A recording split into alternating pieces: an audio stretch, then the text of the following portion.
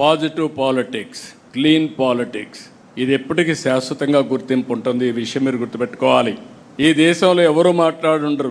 2000 రూపాయలు రద్దు చేయాలని ఆ రోజు చెప్పా, 1000 రూపాయలు రద్దు చేయాలని ఆ రోజు చెప్పా.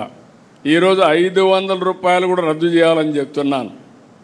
ఎవరి దగ్గర డబ్బులుంటే సేవా కార్యక్రమాలు చేసి మంచి పేరు తెచ్చుకోండి, కానీ ఎన్నికల్లో ఓట్లు కొనడం అనేది చాలా బాధాకరం.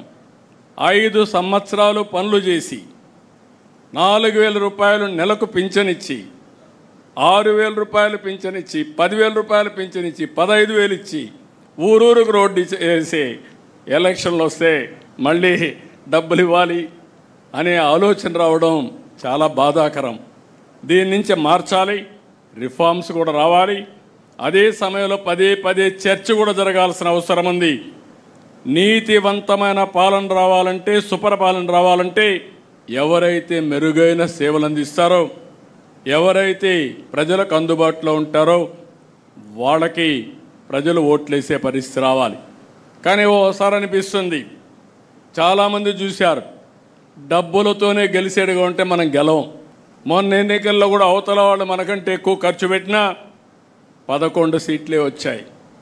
అంటే అక్కడ డబ్బులు పనిచేయమని తేలిపోయింది.